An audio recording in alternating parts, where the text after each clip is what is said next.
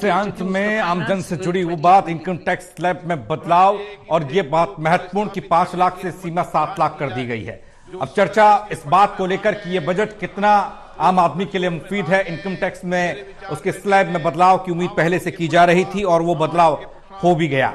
हमारे साथ मनीष अग्रवाल जी जुड़े हुए हैं, सीए हैं।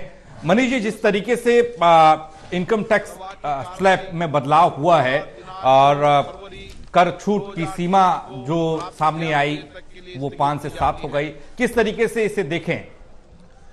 देखिए, इसमें जो आप कह रहे हैं कि 2.5 लाख रुपए की सीमा जो थी वो तो अभी नहीं बढ़ी है, लेकिन एक सीमा थी 5 लाख रुपए तक, उसके अंदर कोई बदलाव जो था कई सालों से नहीं हुआ था, वो अब बढ़ा के 7 लाख रुपए कर दी गई है जी। इसका अर्थ ये हुआ कि जो लोगों की इनकी आय पहले 7 लाख से ज्यादा थी वो 5 लाख रुपए तक टैक्स तक छूट पा सकते थे, लेकिन 7 लाख वालों को तो टैक्स देना पड़ता था।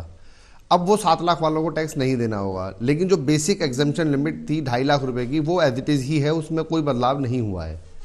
उसके साथ साथ स्टैंडर्ड डिडक्शन, जो न्यू टैक्स रिजीम है हमारा 2 साल पहले इंट्रोड्यूस हुआ था, उसके अंदर इस साल परिवर्तन किया गया है। पहले 2.5 लाख रुपए की सीमाओं के साथ 15 लाख तक छूटे थी, वो इस बार घटा के उनको 6 स्लैब कर दिए गए हैं। और 0 से 3 लाख रुपए तक शून्य रेट पर है, 3 से 6 लाख तक 5%, 6 से 9 लाख तक 10%, 9 से 12 लाख रुपए तक 15%, 12 से 15 लाख तक 20% और 15 लाख से ऊपर 30% का रेट लगेगा। स्टैंडर्ड डिडक्शन जो पहले न्यू टैक्स रिजीम में अलाउ नहीं होती थी, वो इस बार न्यू टैक्स रिजीम को भी दे दी गई है। तो एक तरह से इफेक्टिवली 15.5 लाख रुपए तक न्यू टैक्स रिजीम के अंदर 1,50,000 रुपये का टैक्स जाएगा, जो प्रैक्टिकली 10% बनता है 15 लाख रुपए के ऊपर जी। 9 लाख रुपए तक, जैसे माननीय वित्त मंत्री जी ने कहा, 9 लाख रुपए तक लगभग 45,000 रुपये टैक्स जाएगा, which is approximately 5% of the salary.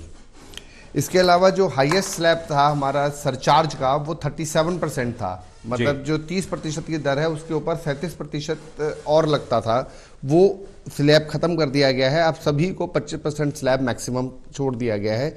तो जो हमारे उच्च आयकर में आते थे लोग, उनको बेनिफिट इसमें हुआ है। इसके साथ लीव एनकैशमेंट की भी सीमा कुछ समय से नहीं बढ़ाई गई थी, वो भी अब बढ़ाकर जो है 25 लाख रुपए कर दी गई है। मुख्यतः इंडिविजुअल्स के ऊपर तो यही है, लेकिन कुछ कॉर्पोरेट्स के लिए इसमें कुछ आया नहीं है जी। एक बात जरूर है, कुछ अलग से घोषणाएं करी है वित्त मंत्री जी ने कि जो सीनियर सिटीजन्स के लिए इनकम स्कीम थी, उसका अंदर डिपॉजिट 15 लाख रुपए था मैक्सिमम डिपॉजिट, वो उसको बढ़ा के 30 लाख रुपए करा गया है। ये डाकघरों में ज़्यादातर होती थी ये स्कीम। मंथली इनकम स्कीम होती थी, उसकी 4.5 लाख रुपए मैक्सिमम लिमिट थी, वो 9 लाख रुपए कर दी गई है।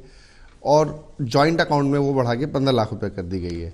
कस्टम ड्यूटीज़ के अंदर कुछ चेंजेस करे गए हैं जो मेनली इंडिविजुअल से लिंक नहीं है। उनका मुख्यतः जो इंडस्ट्रियल चीज़ें हैं उनके ऊपर का इम्पैक्ट है, जो जनरल पब्लिक के लिए चीज़ें हैं उनका कोई खास फ़र्क नहीं पड़ा है। कुछ मोबाइल फ़ोन्स वगैरह पे जो छूटें पहले चल रही थी वही कंटिन्यू करी गई हैं, तो उसका कोई ज़्यादा प्रभाव जो माल के मूल्य हैं उनके ऊपर नहीं पड़ेगा।